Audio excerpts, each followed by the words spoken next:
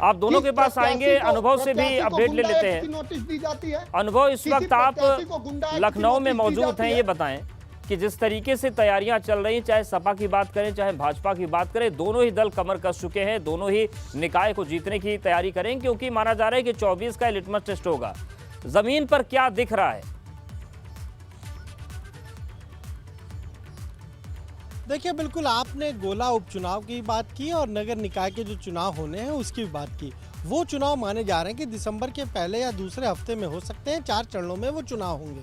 और अगर हम कहें, समाजवादी पार्टी की अपनी तैयारी है, बीजेपी की अपनी तैयारी है। इस वक्त हम बीजेपी कार्यालय में मौजूद हैं और आपको अगर तस्वीर दिखाएं तो प्रदेश अध्यक्ष भूपेंद्र चौधरी कल गोला में थे, गोला गोकर्णनाथ में उन्होंने रणनीति बनाई। आज भी दिन भर वहां पर रहे और फिर दोपहर बाद वापस आ गए हैं और पार्टी कार्यालय पर इस वक्त एक बैठक कर रहे हैं जो किसान मोर्चा उसके साथ। बैठक किस लिए हो रही है? आगामी जो निकाय चुनाव होगा या फिर आगे जो कार्यक्रम है उसमें किसान मोर्चा की क्या सहभागिता होगी, क्या भूमिका होगी। तो देखिए, बीजेपी की इस तरह की तैयारी है, गोला उपचुनाव की बैठकों को लेकर वहां, चुनाव को लेकर वहां बैठ के और फिर उसके बाद पार्टी कार्यालय पहुंचकर यहां बैठ के। समाजवादी पार्टी कार्यालय पर अखिलेश यादव 2 दिनों से जा रहे हैं वहां पर। आज तमाम जगहों से लोग पहुंचे थे और उनसे मुलाकात की है। देखिए, हर पार्टी की अपनी रणनीति है। बिल्कुल, और इन सब के बीच अनुभव ये भी जानकारी मिल रही कि सपा दफ्तर में भी एक बड़ी महत्वपूर्ण बैठक चल रही है निकाय चुनाव को लेकर ही।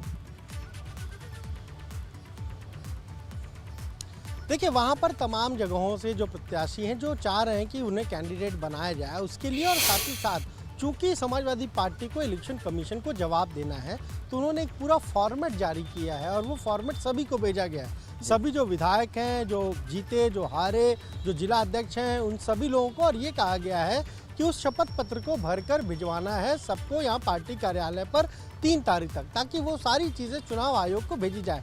जिस तरीके से अखिलेश यादव ने आरोप इलेक्शन कमीशन पर लगाया था, उसके बाद इलेक्शन कमीशन ने जवाब मांगा है नोटिस जारी करके, और उसकी भी तैयारी हो रही। लेकिन देखिए, हमें बहुजन समाज पार्टी को नहीं भूल जाना चाहिए कि बीएसपी क्या इस निकाय चुनाव की तैयारी नहीं करी, वो बहुत जोर शोर से तैयारी कर रही है। और आप ये सोचिए कि उसने तो एक बार फिर से कहीं ना कहीं कोशिश है कि मुस्लिम वोट बैंक को कैसे साधा जाए। इमरान मसूद को पहले बीएसपी सुप्रीमो ने शामिल कराया और फिर सीधे सीधे कोऑर्डिनेटर बना दिया वेस्टर्न यूपी का। उसके बाद पश्चिम अगर बात करें तो पूर्वांचल, पश्चिम के बाद पूर्वांचल में यहाँ पर AIM-IM के जो पूर्वांचल के अध्यक्ष थे उन्होंने 2 दिन पहले अभी बीएसपी ज्वाइन की है। तो फोकस मायावती का भी, बिल्कुल, मायावती को नहीं भूल सकते, एक्टिव हैं, लगातार ट्वीट भी आ रहे हैं और मुस्लिम दलित का जो समीकरण है उसको साधने की बात भी कही जा रही है। रतीश, आपके पास आ रहे हैं, वहां पर भी निकाय चुनाव को लेकर बैठकों का दौर चल रहा है, क्या उस मंडल से जानकारियां मिल रही हैं और किस तरीके की तैयारियां चल रही है निकाय चुनाव को लेकर?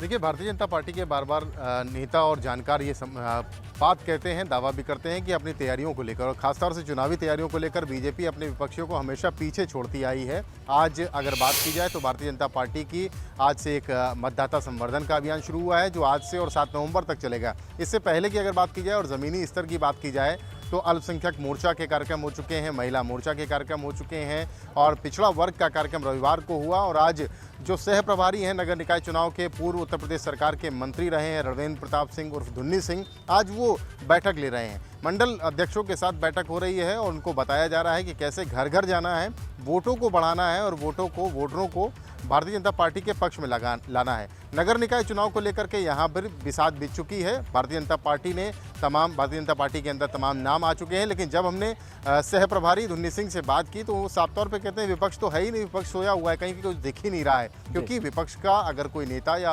विपक्षी पार्टियां, चाहे समाजवादी पार्टी हो, चाहे बीएसपी हो, बिल्कुल, और सपा और बीएसपी की तैयारियों की बात करें तो उस जोन में किस तरीके की इनकी तैयारी दिख रही है?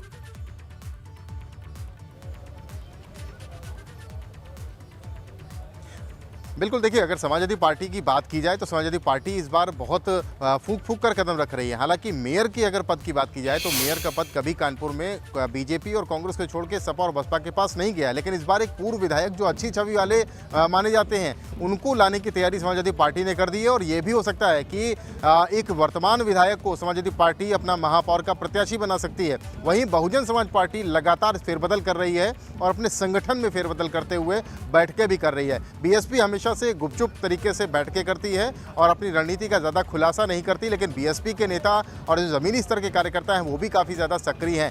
कांग्रेस ज़रूर ये मान रही है कि मेयर के पद को लेकर लड़ाई भारतीय जनता पार्टी से कांग्रेस की होनी है, उसमें उसको एज मिलना है, यानी किसी तरीके से पार्षदों में जितनी नंबर्स बना सकते हैं वो बना लिए जाए, लेकिन मेयर की जो बड़ी लड़ाई है वो किसी तरीके से बीजेपी से छीना जाए।